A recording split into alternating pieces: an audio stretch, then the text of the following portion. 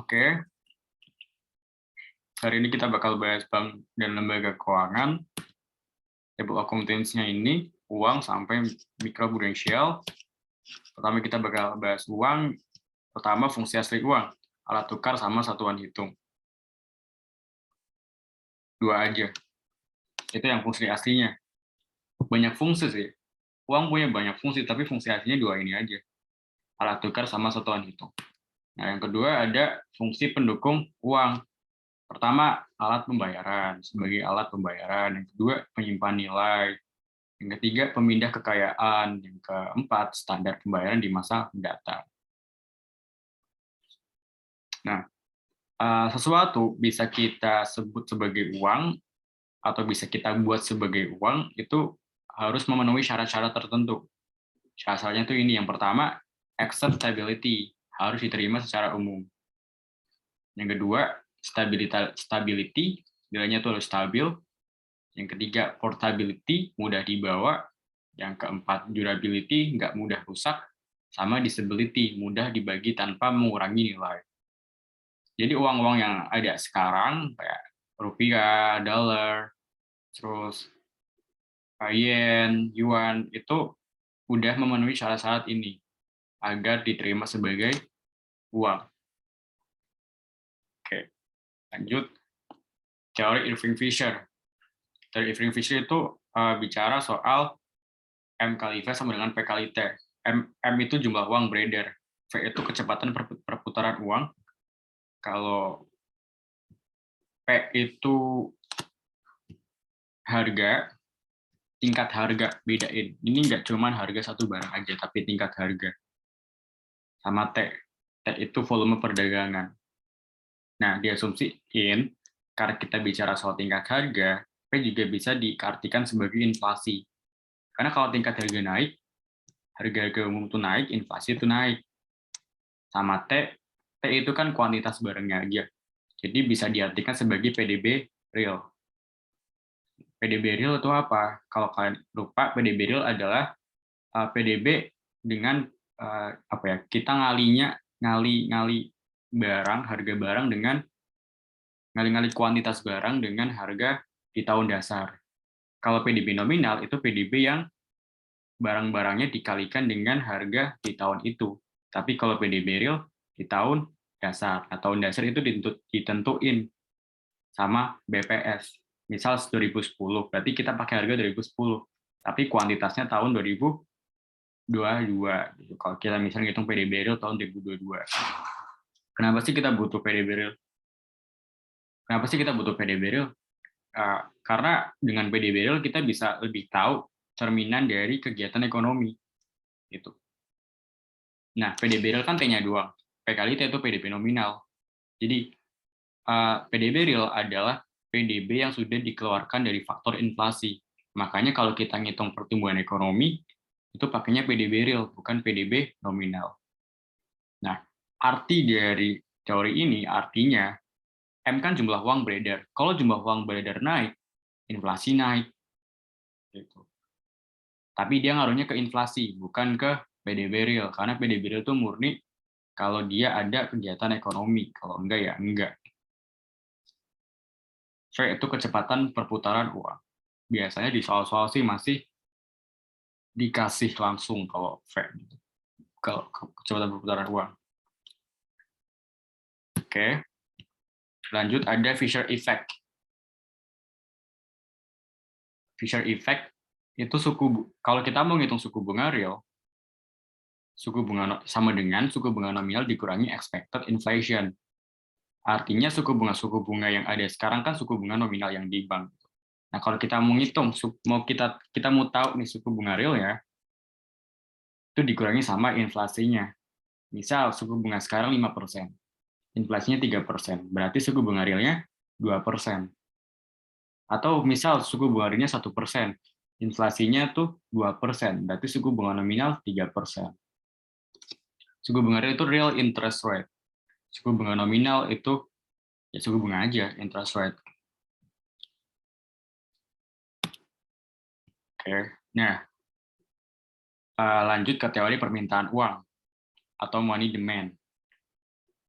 Kalau kalian ingat J.M. Keynes, itu salah satu ekonom. Jadi apa ya? Dia tuh salah satu ekonom yang berpengaruh banget waktu itu, waktu Great Depression tahun 1930. Jadi dulu ekonom-ekonom klasik kayak Adam Smith, David Ricardo tuh percaya kalau ekonomi itu nggak perlu campur tangan pemerintah sama sekali. Tapi terjadi di Great Depression.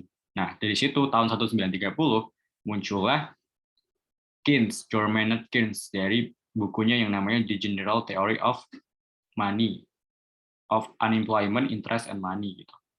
Nah, dari situ Keynes ngomong kalau kita tuh ekonomi itu perlu campur tangan pemerintah, perlu peran aktif dari pemerintah. Jadi ekonomi-ekonom tuh jenisnya banyak banget. Yang tadi ekonomi klasik, terus kalau Keynes itu disebut sebagai Keynesian, pikiran Keynesian. Ada lagi juga Austrian Economics, ada lagi Austrian kan. Terus ada lagi Chicago School. Kalau Austrian Economics itu dia percaya kalau kita tuh nggak perlu hitung-hitungan kalau mau bicara soal ekonomi. Gitu. Kenapa? Karena ekonomi itu kan perlakuan orang. Orang kan bisa disebabkan oleh psikologi gitu. Jadi orang-orang nggak terlalu pikir pusing soal ngitungnya gimana. Jadi kan ngitung apapun kayak ekonometrika gitu nggak perlu. Orang-orang pasti ngelakuin sesuatu dengan dorongan psikologisnya. Itu Austrian Economy. Kalau Chicago School malah dia matematika banget. Setiap dia bikin suatu teori pasti ada pembuktian matematikanya. Itu Chicago School. Satu lagi ada MMT, Modern Monetary, lupa aku. MMT apa ya? Bentar. Kalau MMT itu dia mirip-mirip ke Keynesian. Model pemikiran sih. Nah, MMT ini cenderung baru, Modern Monetary Theory. Dia tuh cenderung yang paling baru dan masih banyak ditentang. Nah, kalau MMT ini percaya kalau bank sentral harus suku bunga itu harus 0%, sama nggak perlu utang luar negeri. Tapi masih banyak ditentang. Kenapa? Karena teorinya baru, belum ada pembuktian. Karena ekonomi itu beda sama biologi, sama fisika, sama kimia yang bisa di eksperimen di laboratorium. Kalau ekonomi, objek eksperimennya itu suatu negara, gitu kan. Jadi nggak boleh main-main tuh kita eksperimen ke sebuah negara untuk untuk membuat suatu teori, gitu, membuktikan suatu teori. Oke, lanjut masuk ke teori permintaan uang. Nah, menurut Keynes, John Maynard Keynes, motif pemegang uang itu ada 3. Pertama, motif transaksi, motif spekulasi, sama motif berjaga-jaga. Aku udah ini kan tadi udah recording, ya udah. Sorry, takut lupa lagi. Nah, pertama motif transaksi.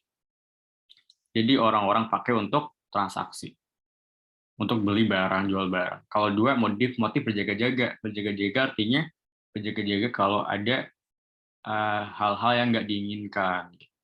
Kita pegang uang untuk berjaga-jaga. Yang ketiga, motif spekulasi, untuk kayak beli obligasi, gitu-gitu. Obligasi itu surat utang, mirip kayak surat utang. Oke, nah kalau motif transaksi itu sejalan dengan pendapatan kita. Jadi kalau pendapatan kita tuh naik, uang untuk motif transaksi itu naik. Kalau motif berjaga-jaga juga sama, sejalan dengan pendapatan. Semakin tinggi pendapatan, semakin tinggi uang yang dipakai untuk motif berjaga-jaga.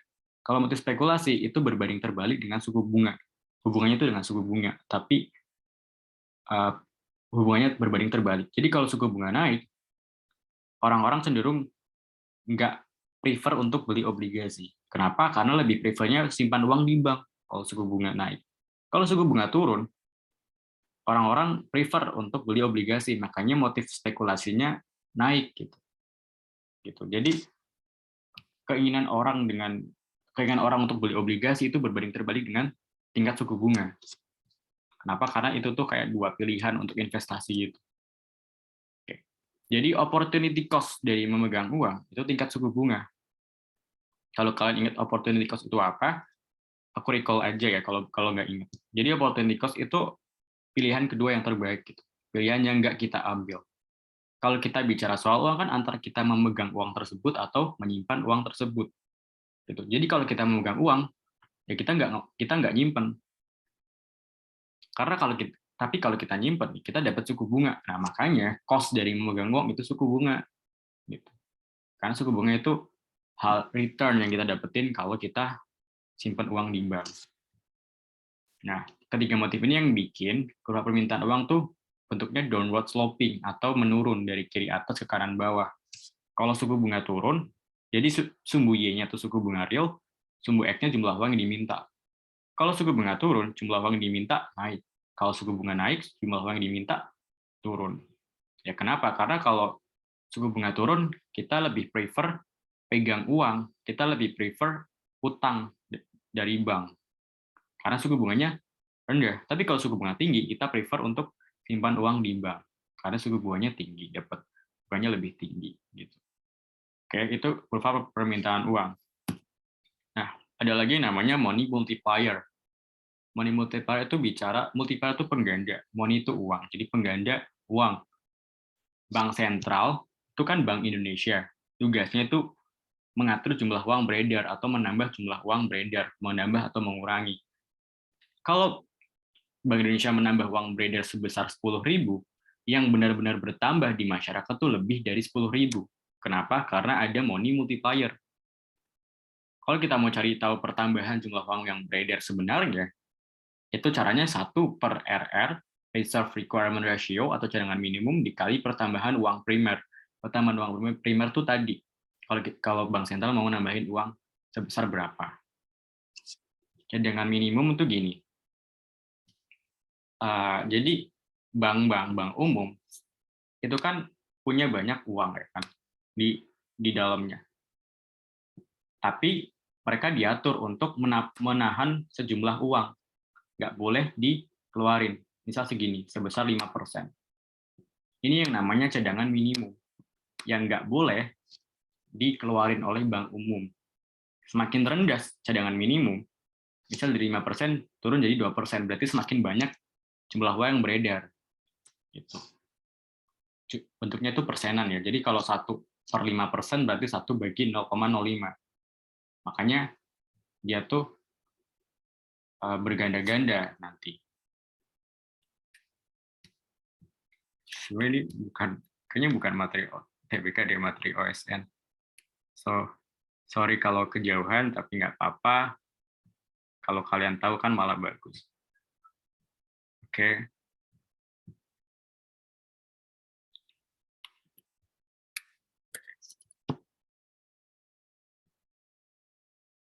Lanjut.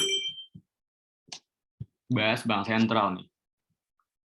Bank sentral tuh, ada yang tahu nggak bank sentral yang dimiliki oleh Indonesia? Ya, Bank Indonesia. Gitu kan. Nah, The Fed itu bank sentral yang dimiliki oleh Amerika, Federal Reserve.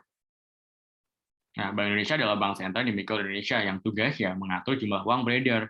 Kenapa sih bank sentral perlu mengatur jumlah uang beredar? Tujuannya itu satu, untuk menjaga stabilitas keuangan. Gitu. Itu untuk menjaga stabilitas keuangan. Nah, rupiah dikatakan stabil dari apa? Untuk menjaga nilai rupiah, untuk menjaga stabilitas rupiah. Nah, tapi rupiah dikatakan stabil dari apa aja? Dari dua hal, dari laju inflasi sama nilai tukar. Nah, untuk menjaga kestabilan rupiah, Bank Indonesia melakukan dua kebijakan moneter sama kebijakan makro prudensial. Kebijakan moneter itu ada 3. Ada beberapa instrumennya sih, cuman mungkin kalian perlu tahu 3 atau enggak 4 deh. Pertama ada operasi pasar terbuka, sama cadangan minimum, tadi reserve requirement ratio itu suku bunga, sama kredit selektif. Selain itu, Bank Indonesia tuh mempunyai fungsi sebagai banknya bank, banker of bank. Jadi bank-bank yang ada di Indonesia, ya BNI, BRI, Mandiri itu punya bank. Banknya Bank Indonesia. Jadi misal kamu pengen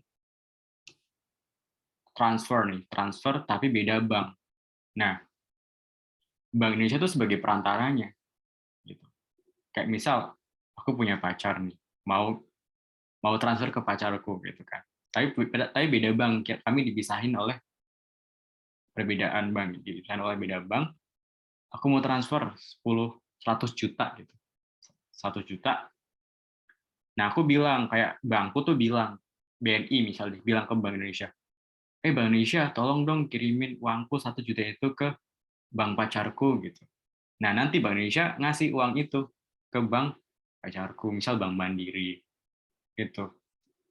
Jadi itu lewat RTGS, BI RTGS atau BI Real Time Gross Settlement. Nah, BI ini harus bersifat independen. Kenapa? Karena biar jauh dari unsur politis. Biar semua keputusan yang terjadi, keputusan oleh bank sentral itu harus jauh dari unsur politis, nggak boleh dipermainkan. Nggak boleh untuk kepentingan golongan, benar-benar harus untuk ekonomi. Gitu. Nah, jadi kita nggak bisa nih nyimpan uang di Bank Indonesia tuh kita nggak bisa. Kita buka rekening di Bank Indonesia tuh nggak bisa, nggak boleh, nggak ada rekening di Bank Indonesia tuh nggak ada. Jadi Bank Indonesia itu bukan tempat untuk menyimpan uang, tapi tempat untuk mengatur jumlah uang yang beredar di masyarakat. Nah, pasti perlu diatur ya tadi untuk menjaga inflasi sama nilai tukar. Oke, nah bagaimana Bank Indonesia itu mengatur jumlah uang yang beredar? Oke, jadi langsung aja ke kurva penawaran uang, itu bentuknya vertikal. Kenapa vertikal? Ya, karena diatur oleh Bank Indonesia, nggak disebabkan oleh variabel yang lain, diatur oleh Bank Indonesia. Gitu. Bank sentral mengatur jumlah uang beredar, JUP itu jumlah uang beredar dengan melakukan kebijakan moneter. Kebijakan moneter itu ada dua, kebijakan moneter yang ekspansif sama kontraktif. Kalau moneter ekspansif itu easy money policy. Kalau kontraktif tight money policy. Nah, kalau sekarang kita lagi high banget tuh soal cryptocurrency. Tapi BI mengatur cryptocurrency nggak sih? Kan sama-sama currency. Jawabannya adalah enggak. Kenapa? Karena ini yang membedakan antara cryptocurrency sama currency yang ada di dunia nyata. Kenapa? Karena gini, currency yang ada di dunia nyata, contohnya ada rupiah, itu selalu diawasi oleh bank sentral. Bank sentral itu sebagai perantaranya gitu. Jadi bank sentral tuh tahu arus-arusnya. Tapi kalau cryptocurrency itu pakainya blockchain. Sistemnya itu terdesentralisasi gitu. Jadi nggak ada perantaranya sama sekali. Itu membedain cryptocurrency sama currency yang ada. Jadi kalau ada penipuan nih di cryptocurrency, uangnya dibawa kabur, ya nggak bisa ngapa-ngapain.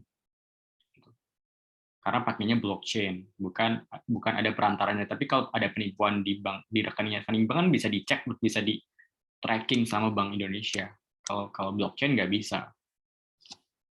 Gitu. Oke. Nah, kalau kebijakan moneter ekspansif itu kebijakan yang menambah jumlah uang beredar. Kalau kita nambahin jumlah uang beredar, berarti kurva penawaran tuh bergeser ke kanan. Efeknya suku bunga turun. Kalau suku bunga turun, inflasinya naik. Kenapa moneter ekspansif longgar dan moneter kontraktif jawabannya ketat? Gini, karena moneter ekspansif itu tujuannya untuk menambah jumlah uang beredar. Kenapa perlu ditambah?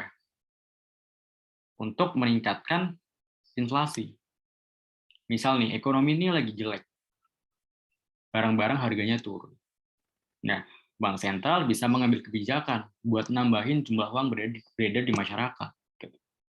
Biar harga-harganya naik. Nah, kalau harga-harga naik, pendapatan tiap orang tuh bakal naik. Pendapatan pedagang naik. Muter. Gitu. Jadi, kalau Bank Indonesia tuh mau ningkatin inflasi, itu pakai moneter ekspansif. Jadi, inflasi itu bukan hal yang buruk. Gitu. Bukan hal yang 100% buruk. Gitu. Bukan hal yang harus anti-inflasi. Kita anti-inflasi kalau inflasinya terlalu tinggi. Tapi kita masih butuh inflasi. Kenapa butuh inflasi? Biar ekonominya tuh step up. Harga naik, kalau harga naik, pendapatan tiap orang bakal naik juga. Secara jangka panjang juga bakal baik untuk ekonomi. Tapi harus terjaga 1 atau 2%. Kalau nggak ada inflasi, kalau malah deflasi, itu malah jelek. Karena kalau deflasi, pendapatan orang-orang bakal turun. Kalau pendapatan satu pelaku ekonomi itu secara keseluruhan tuh turun, ya nggak baik buat ekonomi, turun semua jadinya. Jadi inflasi itu baik, asal terkendali. Itu kuncinya. Kalau suku bunga turun, inflasi itu bakal naik. Oke, itu kebijakan moneter ekspansif, menambah jumlah uang beredar. Ekspansif. Expand. Ekspansi bisnis, pernah dengar kan?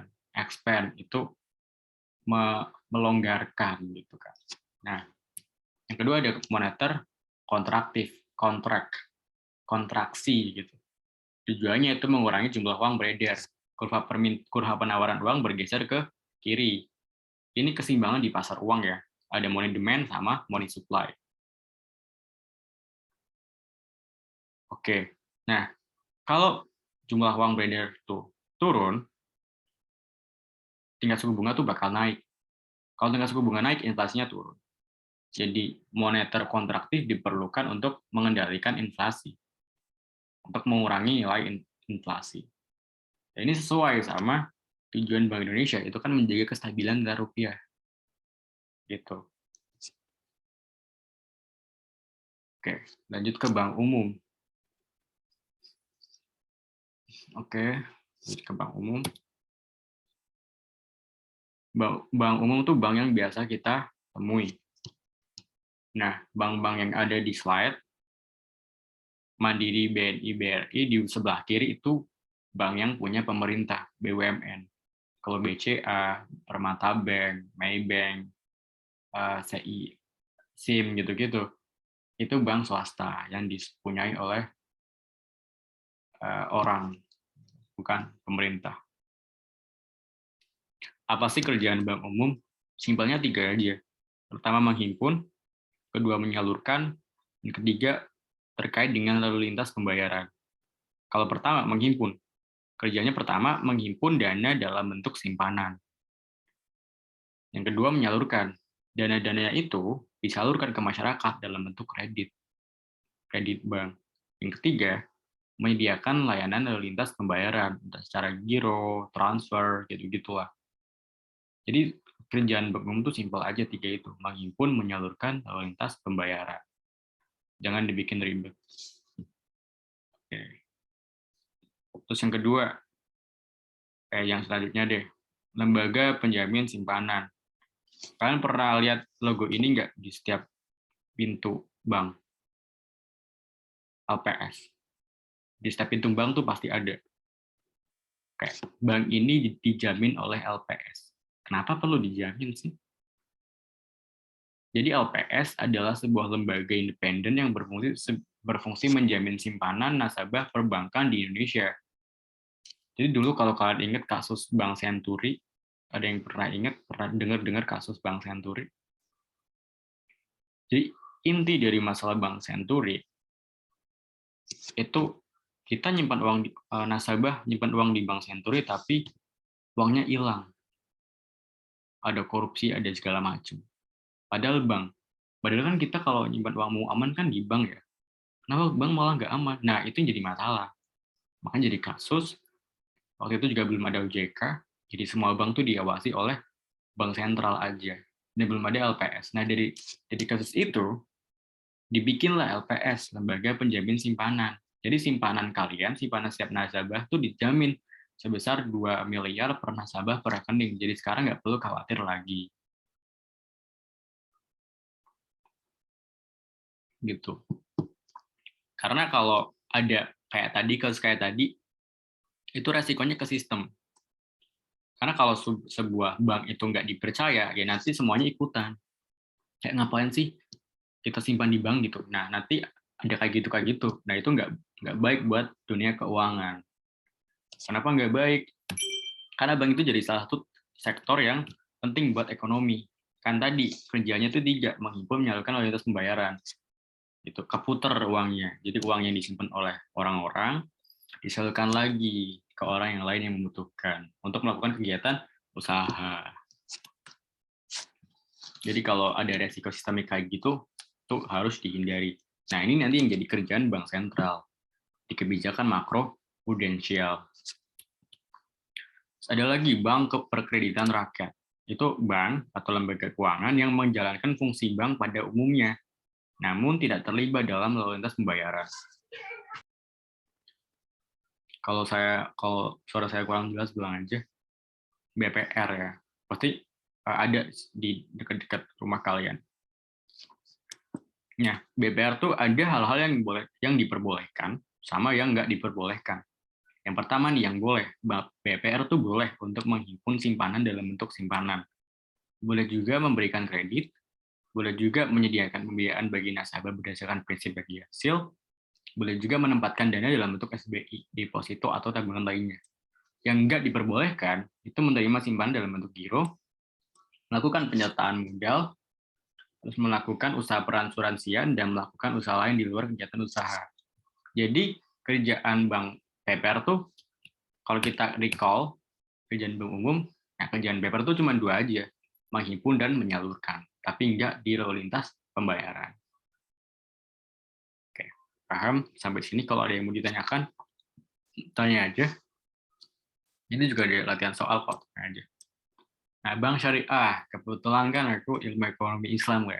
Masa nggak bahas bank syariah sih? Oke, bank syariah, contoh yang ada di Indonesia tuh sekarang Bank Syariah Indonesia. Dan ini juga merger dari ketiga bank syariah sebelumnya. Bank Mandiri Syariah, BRI Syariah, sama BNI Syariah. Sekarang jadi satu. Nah, bank syariah adalah bank yang menjalankan usahanya berdasarkan prinsip syariah. Usaha pokoknya memberikan pembiayaan dan jasa-jasa lain dalam lintas pembayaran. Jadi dia juga ikut ke dalam lintas pembayaran. Yang paling membedakan adalah dia nggak pakai sistem bunga. Kenapa nggak pakai? Karena bunga adalah riba. Bunga itu riba, makanya dalam Islam tuh haram, nggak berkah.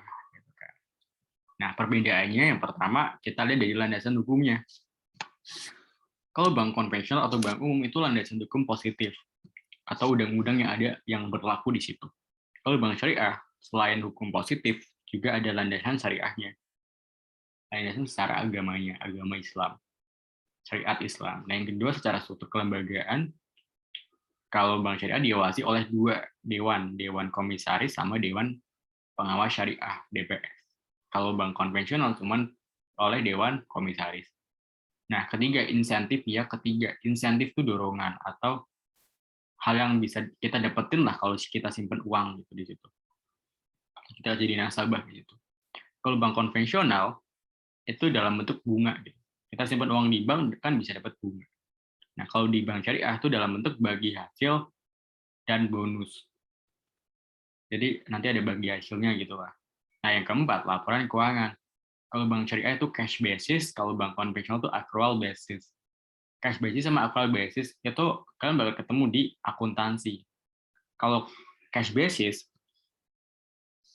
setiap laporan, setiap transaksi ekonomi itu kita catat secara akuntansi kalau ada arus kas. Kalau ada arus kas, kita baru catat itu secara akuntansi. Tapi kalau accrual basis, walaupun belum ada arus kas, misal bayarnya secara kredit, tetap dicatat secara akuntansi. Itu cash basis sama accrual basis. Itu bakal lebih dibahas lagi kalau di akuntansi. Tapi kalau di akuntansi, yang diakui itu yang accrual basis atau yang biasa dipakai lah. Yang cash basis itu udah kayak ya siapa yang pakai sih, gitu udah nggak ada, jarang banget. Nah, dari yang kelima, biasanya return yang diterima, return itu kayak pendapatan. Kalau bank syariah itu terkait dengan aktivitas sektor real. Gitu. Kalau bank konvensional itu terpisah dari aktivitas sektor real. Ya, kamu entah ngapain, kayak bikin usaha apa, kayak ya tetap bayar bunga. Kalau bank syariah tuh enggak. Kalau untung, ya dibagi hasilnya, dibagi untungnya. Kalau enggak, kalau rugi ditanggung bersama. Nah, yang keenam, resiko bisnis itu terhindar dari negatif spread kalau bank syariah. Kalau bank konvensional dapat terjadi negatif spread. Negatif spread itu apa? Itu ketika suku bunga pinjaman lebih besar dari ketika suku bunga pinjaman lebih kecil dari suku bunga tabungan. Jadi bank ini kan punya pendapatan bank itu dari suku bunga simpanan, dari suku bunga pinjaman, sorry. Jadi orang-orang minjem kan bayar bunga tuh. Nah, itu pendapatan dari bank. Tapi bank juga harus bayar balik ke yang nyimpen. Kalau suku bunga simpanan lebih tinggi dari suku bunga pinjaman, bank harus bayarnya lebih tinggi dari pendapatan dia. Harus nembokin. Nah, ini yang namanya negatif spread. Sedangkan di bank syariah karena nggak menganut sistem bunga, makanya nggak ada negatif spread. Terus usaha yang dibiayai. Kalau bank syariah tuh usahanya harus halal. Kalau bank konvensional nggak melihat halal dan haram. Yang ke-8, sistem lingkungan kerjanya. Kalau bank syariah menerbitkan syariat Islam, kalau bank konvensional, etika kerja konvensional. Ya, itu. Nah, akad-akad dalam bank syariah itu ada 2. Jadi bank syariah tuh dia instrumennya itu dalam bentuk akad-akad. Bukan akad nikah ya. Akad kan akad tuh artinya kesepakatan. Akad tuh ada 2, tabaru sama tijari. Kalau tabaru itu semata-mata menolong sama. Kalau tijari mencari keuntungan. Oke, pertama akad tabaru. Ada banyak bentuknya. Pertama hibah, ibrah, wakalah, kafalah, hiwalah, rahan, card, sama dia. Nah, yang di titik 2 itu sama aja kayak intinya gitu. Nah, hibah kan udah tahu nih kalian, hibah.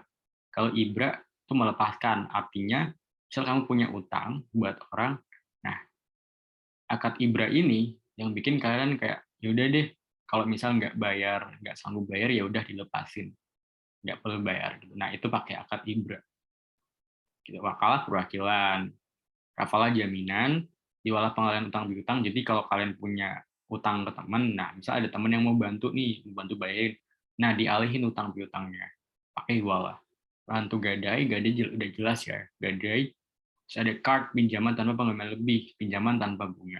Kalau wadiah penitipan, kayak nitip sesuatu ke bank syariah. Itu akadnya baru, itu nggak mencari keuntungan, semata-mata untuk menolong sama. Kalau tijari baru. Oke, baru pertama ada murabahah, jual beli dengan bank. Ada mudorobah, kesepakatan kerjasama dengan bagi hasil. Ada ijaroh, sewa menyewa. Ada ijaroh mutayabi tamlik, sewa yang kepemilikannya berada di tangan penyewa. Ini kayak leasing. Ada salam, pre-order. Kayak pre-order, ada istisna, membayar uang untuk suatu barang, bisa kapan saja. Ada musyarakah, ada charge, sama muzarwah. Nah, yang paling sering dibahas tuh pasti mudorobah sama musyarakah, karena sama-sama kesepakatan yang bagi hasil. Mirip-mirip, cuman bedanya gini. Kalau mudorobah itu antara bank dengan si peminjam, dengan si yang mau bikin usaha. Nah, bank itu yang kasih modal, yang bikin usaha, yang setor yang setor keahlian, yang ngurusin usahanya. 100% sama 0% modal. 100% keahlian dari si usaha, bank cuman modalnya aja. Nah, kalau musyarakah, ada 2 orang yang mau kerjasama perantaranya si usaha ini. Jadi satu orang bisa 50% modalnya dan orang yang lain tuh 50%. Itu musyarakah, ada 2 pihak. Gitu. Tapi kalau mudharabah cuma antara si pemodal sama si peminjam. Ya, jadi ya sekalian inilah ya sosialisasi tentang bank syariah. Oke. Terus lembaga keuangan non bank.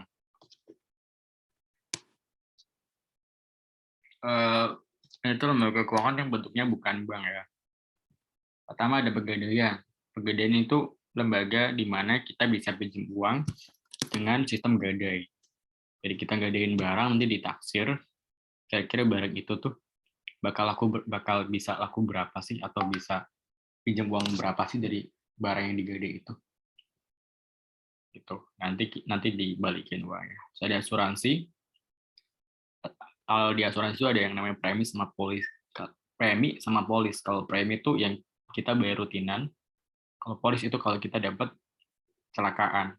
Kalau asuransi kecelakaan. Ada leasing. Leasing itu sewa. Kita sewa tapi kepemilikannya berakhir di kita, si penyewa. Sewa akhirnya beli gitu. Itu leasing. Jadi nggak sewa doang, ada dana pensiun. Jadi selama kita hidup, kita nyetor dana, nanti dipakai untuk uang pensiun. Kita udah pensiun. Terus ada yang lain-lain gitu. Ada peer-to-peer lending, ada koperasi simpan pinjam, ada lembaga finance yang lain lah. ada lembaga venture capital gitu-gitu. Lembaga keuangan yang bukan bank, beda sama perbankan. Dia tuh nggak ikut ke lalu lintas pembayaran. Oke. Terus kebijakan mikroprudensial, mikro sama makro. Pernah dengar kan mikroekonomi? Jadi kalau kebijakan mikroprudensial itu yang dilakukan oleh otoritas jasa keuangan. Kenapa sih OJK itu ada untuk melakukan kebijakan mikroprudensial? Kalian baca sendiri juga bisa. Suatu kebijakan yang mengatur institusi keuangan secara individu. Jadi di sini Bank OJK itu mengawasi bank umum, pasar modal, dan seluruh lembaga keuangan lain yang terdaftar. Jadi OJK tuh nggak ngawasin cryptocurrency. Yang ngawasin cryptocurrency itu Bapeti. Oke. Nah, jadi inti dari kebijakan mikroprudensial adalah melindungi konsumen keuangan. Dari masalah yang tadi, masalah bank senturi yang tadi. Jadi OJK tuh mengawasi bank-bank ini nih, yang ilegal dicatat satu-satu, yang ilegal, kayak ada pinjol ilegal, nah yang ngurusin OJK. Nah, OJK bersifat independen juga.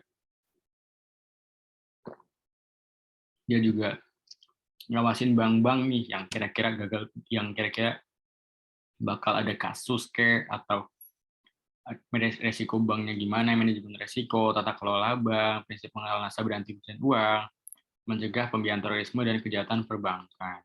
Jadi tujuan dari OJK adalah melindungi konsumen keuangan. Karena konsumen keuangan itu bentuknya kecil, dalam arti skalanya itu kecil, makanya dinamain mikro. Tujuan dari mikroprudensial adalah melindungi konsumen. Tugasnya OJK. Siapa yang mau kerja di OJK? Kalau mau masuk ekonomi itu, kalau ilmu ekonomi itu kalau nggak masuk ke BI ya OJK. Oke. Terus yang selanjutnya ada kebijakan makroprudensial. Kan tadi mikro, sekarang makro.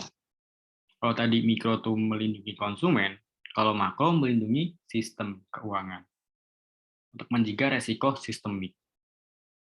Dijalin oleh Bank Indonesia. Kayak tadi. Karena kalau ada kasus kayak tadi, gagal bayar, sebuah bank gagal bayar, ya udah, itu bakal ngaruh ke resiko ke sistemik keuangannya dan nggak baik. Makanya Bank Indonesia tuh membatasi itu. Dia memantau keseluruhan sistem keuangan, pengaturan perbankan. Jadi dulu sebelum ada OJK tuh Bank Sentral, Bank Indonesia nih yang ngawasin semuanya. Nah, sejak mulai era OJK udah bagi tugas. OJK, kamu lindungi konsumen aja tuh, lindungi konsumen, jagain satu-satu. Nah, kalau aku jagain sistemnya, kalau Bank Indonesia. Itu ya, instrumen kebijakannya bisa lewat loan to value ratio. Jadi setiap pinjaman pasti bakal ditaksir kan. Nah, kalau loan to value ratio-nya tuh tinggi, berarti kamu rasio antara pinjaman dengan asetnya tuh jadi tinggi gitu. Bisa pinjam uang lebih banyak. Kalau loan to value-nya kecil, pinjamannya jadi lebih kecil. Terus ada batasan jumlah kredit. Kalau kalian mau tahu lebih lanjut, boleh diklik link ini nanti kalau di materi. Ini kelihatan nggak Chrome-nya? Enggak ya?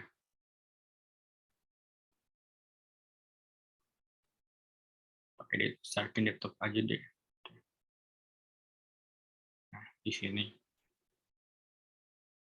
Instrumen kebijakan makroprudensial ada counter-cyclical capital buffer, ada loan to value ratio atau financing value, ada rasio intermediasi mikroprudensial sama penyangga likuiditas makroprudensial. Udah dibaca-baca. Oke, balik ke ini ya. Datang, udah. Nah, kenapa sih Bank Indonesia harus bersifat independen? Why? Ada yang tahu kenapa? Jadi dia nggak boleh diintervensi oleh siapapun, termasuk pemerintah. Kalau kalian pengen ini nih, pengen apa ya? Pengen update soal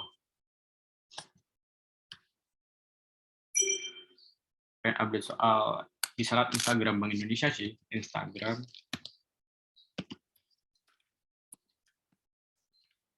Aku juga follow Instagram Bank Indonesia. Nah, jadi Bank Indonesia tuh di Bank Indonesia ada yang namanya kayak Deputi Dewan Gubernur. Nah, kayak kapan Dewan Gubernur nih? Kayak tanggal 19 tanggal 20.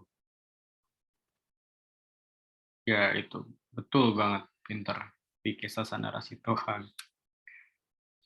Nah kadang-kadang kayak setiap secara rutin Dewan Gubernur tuh bikin rapat tentang kebijakan moneter.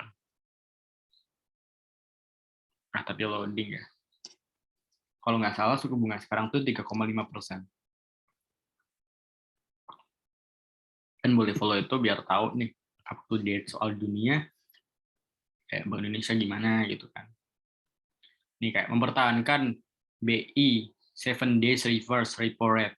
Nah, jadi kebijakan suku bunganya tuh dinamain BI 7 DRR. Kenapa disebut 7 day reserve repo rate? Karena diupdate setiap 7 hari.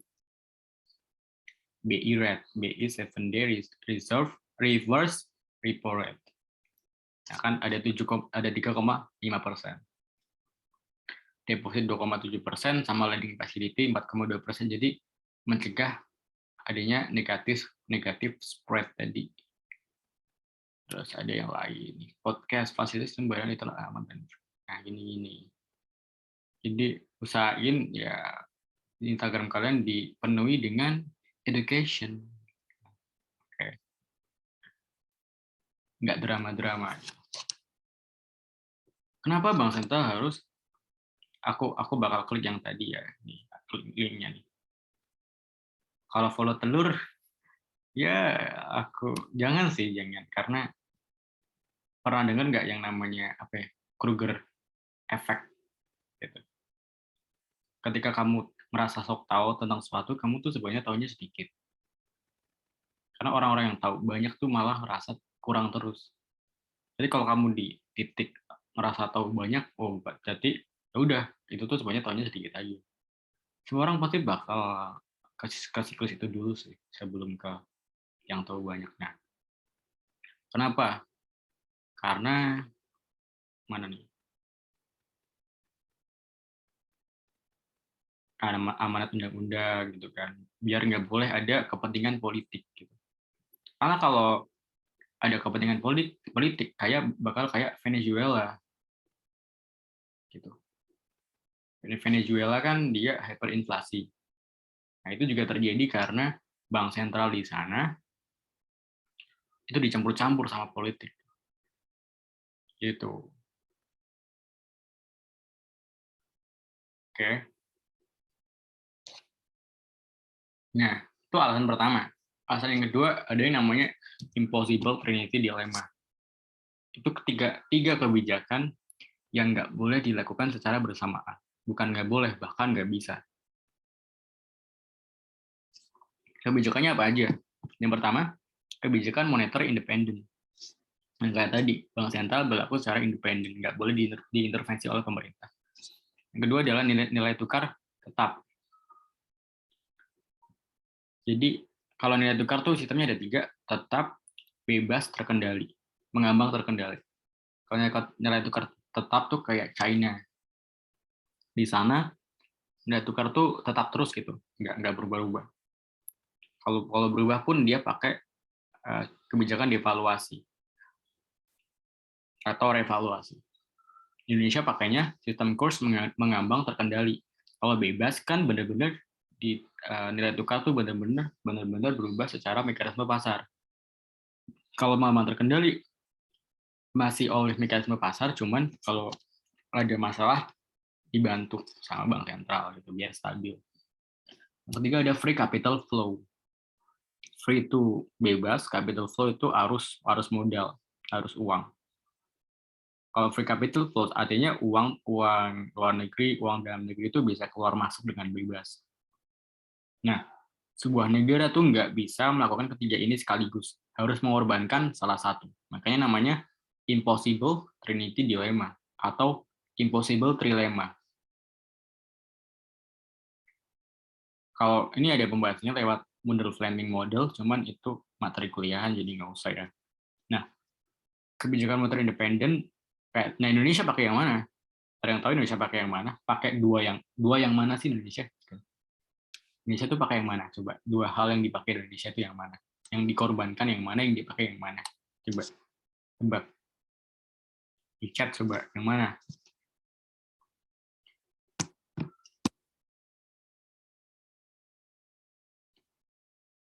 Yang lain coba jawab. Masa kalah sih sama Bikesa?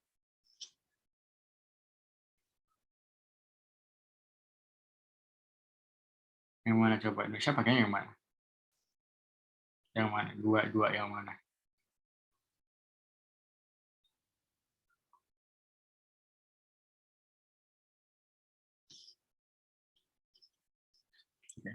Jawabannya Bikesa kurang tepat ya. Ayo, kurang tepat loh. Yang tepat yang mana? Oh, Kalita. Bener nggak ya? Coba yang lain, jawab lagi. Coba. Apa yang Bikesa kurang tepat? Berarti yang mana nih? Yang benar yang mana, Kalita? Apa nih? Nah, yang benar, yang paling benar, itu yang free capital flows sama kebijakan moneter independen. Jadi Indonesia tuh merelakan nilai tukar tetap. Jadi di Indonesia arus modal tuh bebas, bisa keluar masuk. Dan dia kebijakan moneternya itu independen. Tapi harus merelakan nilai tukar tetap. Gitu. Kalau di Cina, setahu gue tuh nilai tukar tetap sama free capital flows sebenarnya. Kurang tahu deh. Ini setiap negara tuh berbeda deh. Gitu. Oke, itu sekian materinya. Ada yang mau ditanyakan dulu sebelum aku yang nanya?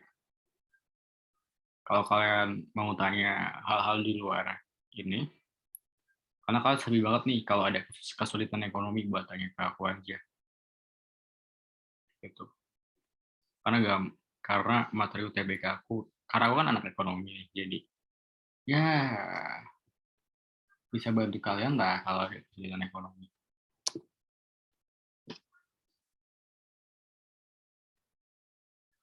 Oke, kalau nggak ada, aku yang nanya ya.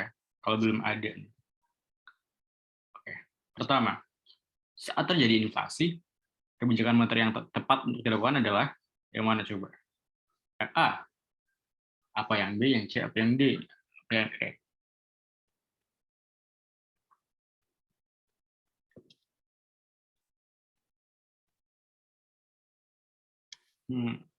Yang E. Hmm,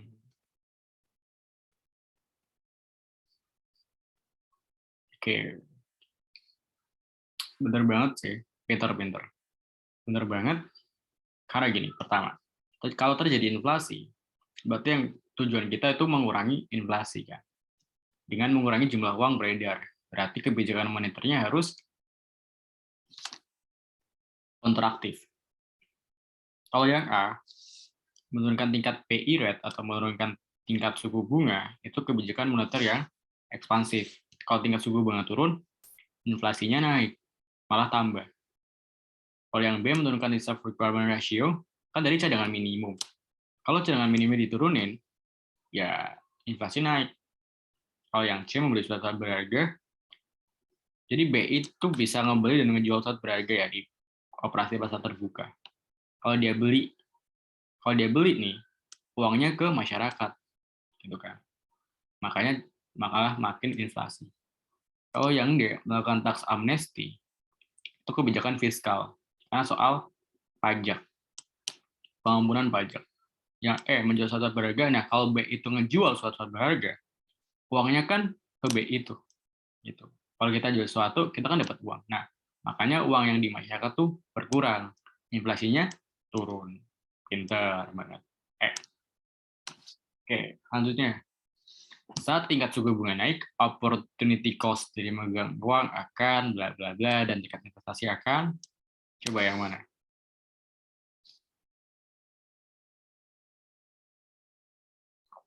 Ayo lo, yang mana coba? Kalau yang Yang pertama jawab benar, aku kasih apa ya? Gak di Google Form sih. DC. Nanti kalau ada soal yang sulit, nanti aku bakal kasih hadiah. Nah, tapi soal yang nanti ya, bukan soal yang ini. Oke, yang mana coba? D, C, naik, naik, C. Ada jawaban yang lain? Saat tingkat suku bunga naik, opportunity cost dari bunga uang akan apa? Dan investasi akan apa?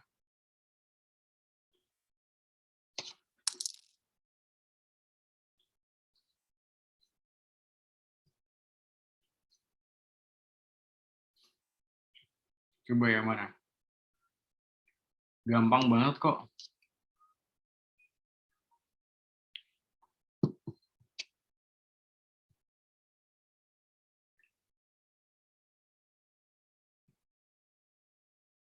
Yang B, wah, investasi naik.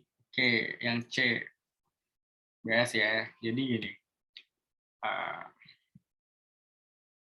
OB, oke, ada yang B, CCD. Kalau tingkat suku bunga naik nih, yang jelas opportunity cost dari memegang uang akan naik, benar. Jadi A, B, C benar. Tapi tingkat investasi bakal naik apa turun? Tapi sayangnya, kalau suku bunga naik, investasi itu turun. Turun kenapa? Karena suku bunga sama investasi itu punya hubungan berbanding terbalik, punya hubungan negatif. Kalau suku bunga itu naik, orang-orang akan prefernya nyimpan uang daripada investasi. Jadi investasi itu artinya kita tuh ambil uang, kita tuh pegang uang, kita tuh pinjam uang. Pinjam uang untuk apa? Untuk melakukan kegiatan produksi, untuk beli mesin, beli gedung. Nah, itu investasi. Jadi investasi di sini tuh lebih ke investasi untuk kegiatan produksi ya, kegiatan usaha. Kalau suku bunga bank itu tinggi, orang-orang bakal prefer untuk memegang untuk simpan uang di bank daripada ambil uang dari bank. Kalau investasi itu ambil uang dari bank, gitu deh. Nah, kalau suku bunganya turun, baru investasi naik. Jadi hubungannya itu terbalik antara investasi sama suku bunga. Jadi jawabannya yang A, sayang banget. A ya. Oke ya, A. Tapi nggak apa-apa. Kalau kalian sekarang udah tahu jawaban yang benar itu yang mana. Ingat-ingat, investasi sama suku bunga tuh hubungannya itu berbanding terbalik. Terus, 3. Tujuan utama dari Bank Indonesia adalah yang mana?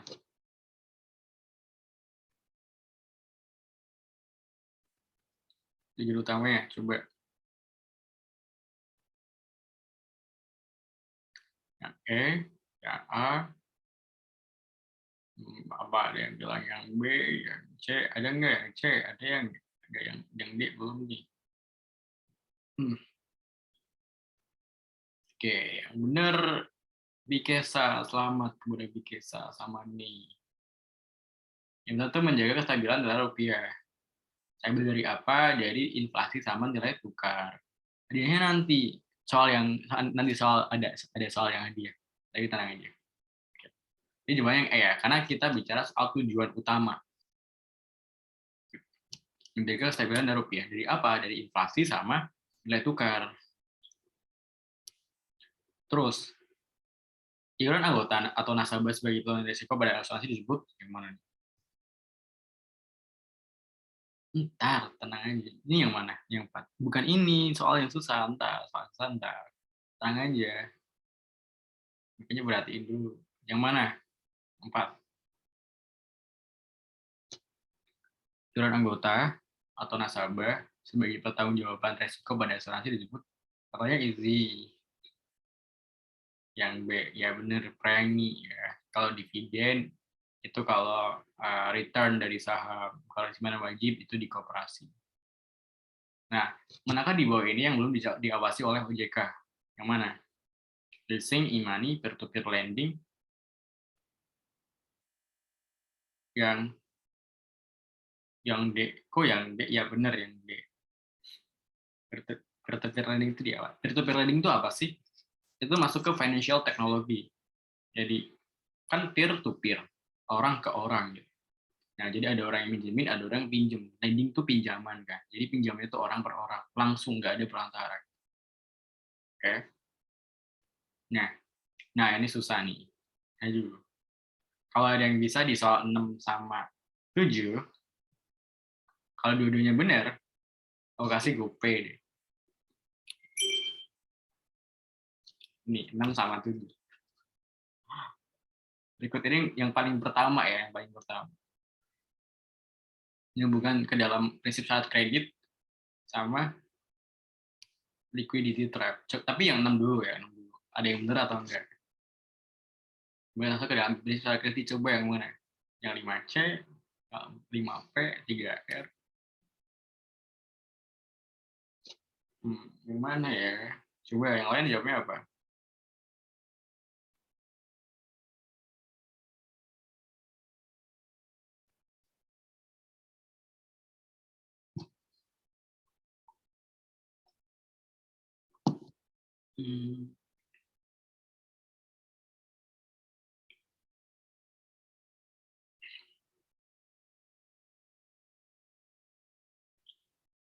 Gimana?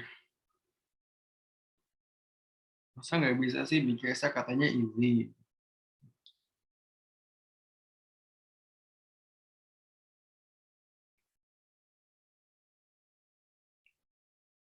Nah, yang mana coba? Yang bukan termasuk ke dalam prinsip kredit.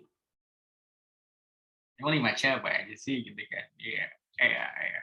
Ayo loh, ayo loh.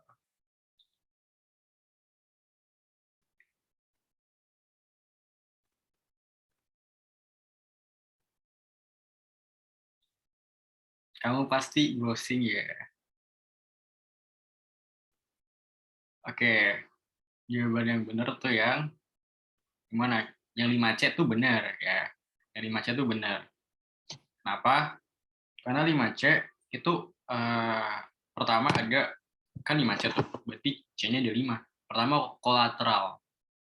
Kolateral tuh jaminan. Jadi kalau kamu mau pinjam bank tuh udah ada jaminannya. Tapi jangan kalian jamin malah surat tanah. Gak boleh. Ya, resikonya tinggi. Ada karakter. Karakter kamu juga dilihat sama bank. Baik atau enggak gitu kan. Kalau pernah melakukan sebuah kriminal ya susah. Ada capacity. Gitu. Capacity dari usahanya. Jadi gimana sih kamu bisa bayar atau enggak sih nanti dilihat. Ada condition of economy. Jadi kondisi ekonominya gimana? Ada satu lagi capital, collateral, capacity. Aku tulis aja ya. Ada collateral, capital, karakter, condition of economy. Nah, kalau 5P, 5P itu party. Itu kalau 5 itu masuk ke syarat kredit juga. Kredit. Party, purpose, terus profitability,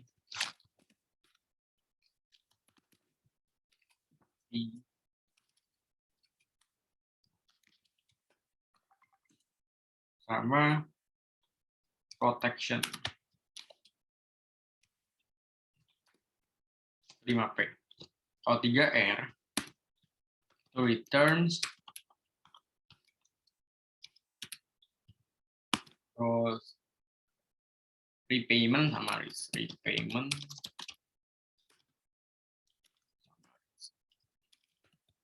Udah. Nah, yang enggak tuh yang D, 3P. Itu bukan. Jawabannya yang D. Ya, yang D ya. Jadi siapa yang jawab D pertama? Si ya Bikesa ya. Jadi Bikesa poinnya 1. Nah, soal yang ke 7 apa nih? Melakukan kegiatan kebijakan moneter, bank sentral harus waspada terhadap liquidity trap. Liquidity trap adalah salah tingkat yang mana?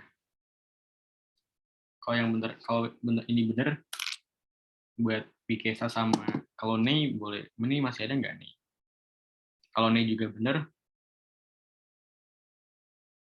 nih Bikesa sama nih, coba siapa yang bakal benar?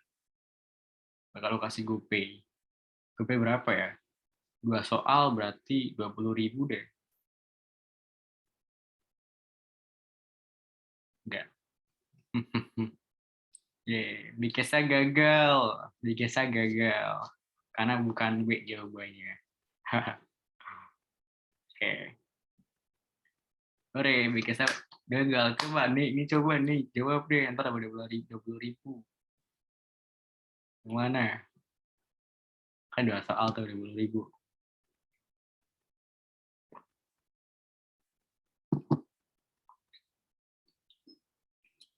Oke. Cerita. Apakah C? Yang lain juga boleh jawab banget nih.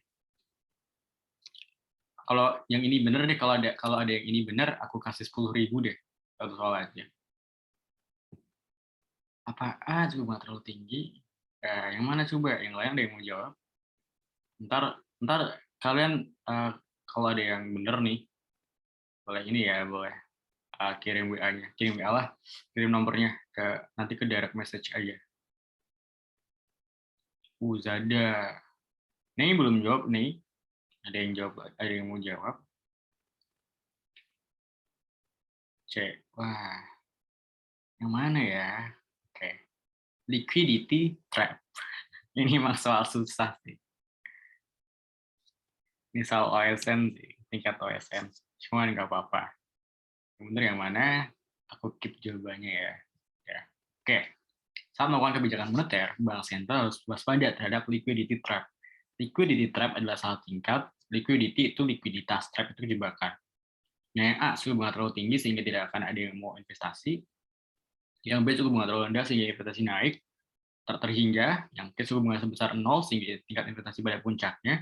Atau D, suku bunga sebesar 0 sehingga sudah tidak bisa diturunkan lagi. Atau E, suku bunga sebesar 0 dan terlalu sulit untuk dinaikkan kembali. Nah, yang A itu jelas salah. Kenapa salah?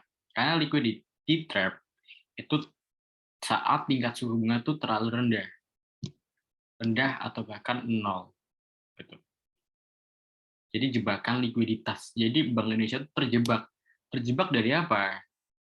Dari dia udah nggak bisa nurunin bunganya lagi. Yang D. Siapa tadi yang jawab D? Zada yang pertama ya. Oke, selamat Zada, kamu dapat GoPay 10.000. Boleh kirim lewat direct message nomornya. Buat Nih sayang banget nggak gagal dapat 20.000, tapi nggak apa-apa. 10.000 buat beli apa tuh? Buat beli permen boleh. Oke. Nah, jadi gini. Bank sentral menurunkan tingkat suku bunga tujuannya kan untuk meningkatkan uang beredar. Menurunkan suku bunga gitu. Nah, itu kan masuk ke kebijakan moneter ekspansif.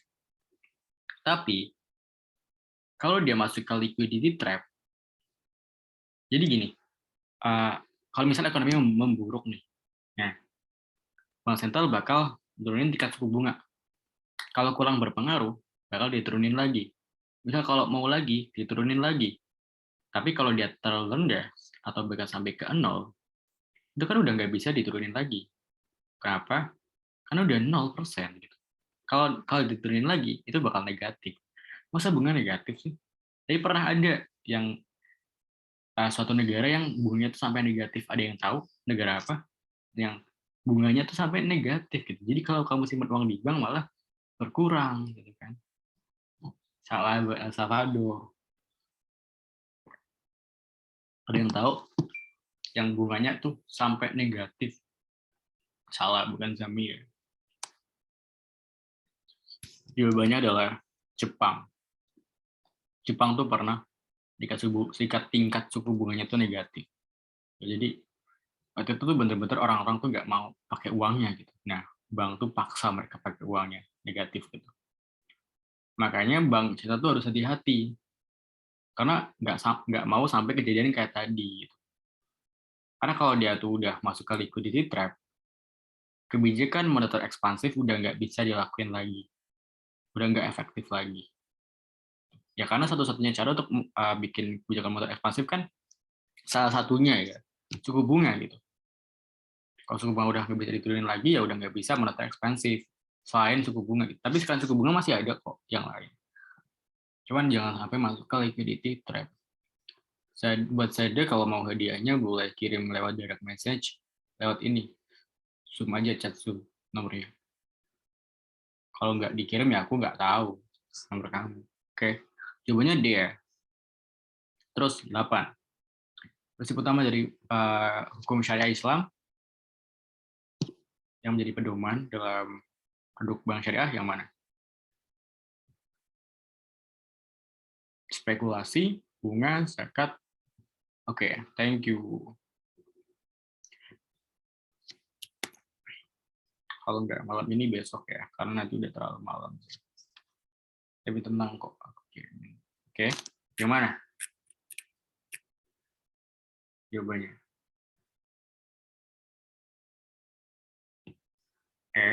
Kok malah riba sih? Riba malah haram, anjir.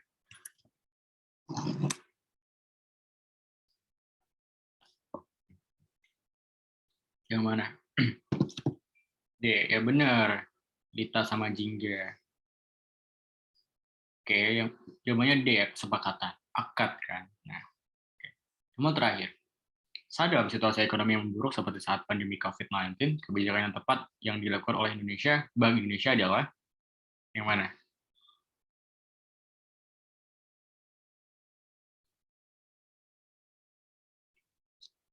Yang tepat nih.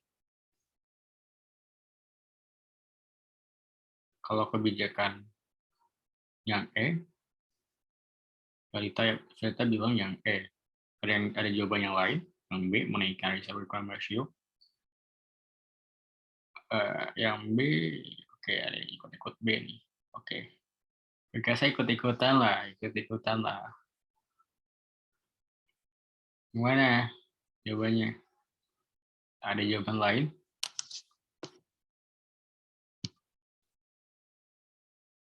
Oke. Kita analisis dulu soalnya.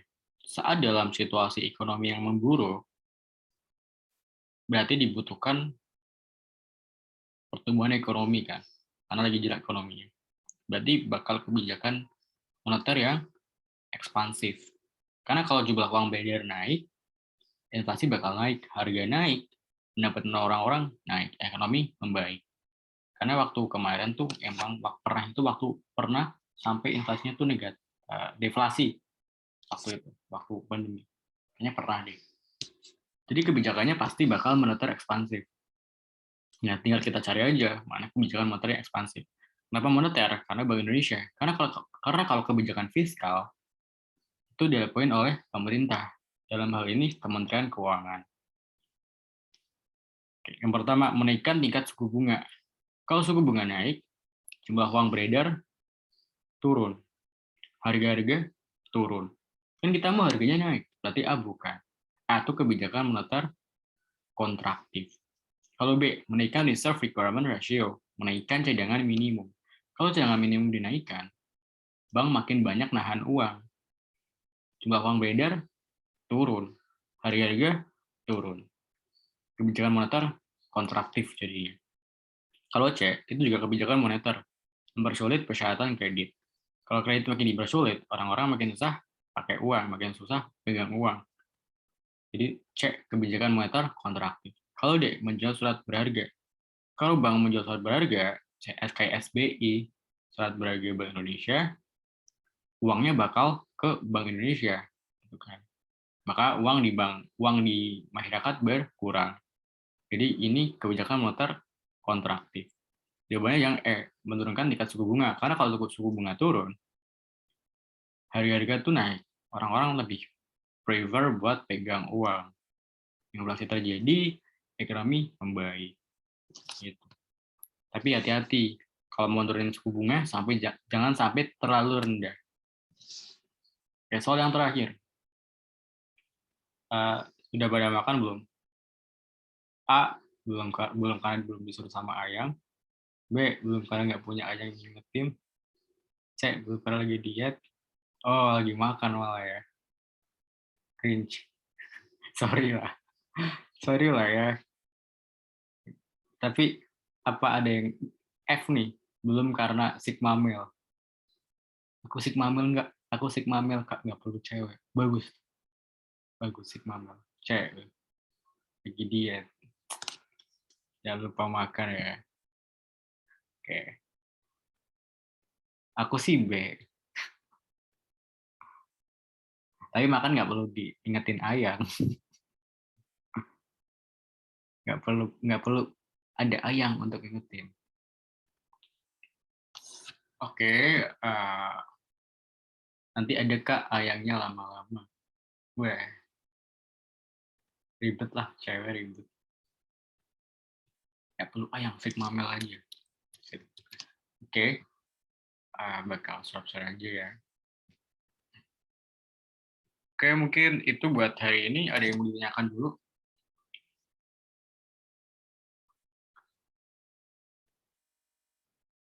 Ada yang mau ditanyain soal apa aja kayak gitu, tips-tips kayak gitu kan. Jadi aku dulu masuk itu kemarin lah ya. Aku angkatan 2021, lulus juga 2021. Untung sih nggak gap year, nggak apa-apa. Tapi kalau ada yang gap year nggak apa-apa, santai aja. Oke, ada yang mau tanya? Kak, aku linjur. Aku tadinya itu MIPA. Tapi aku putusin buat sering sih, sering. Bang tuh ya, sering sih. Sering. Semuanya sering. Oke, aku stop share dulu ya, stop share.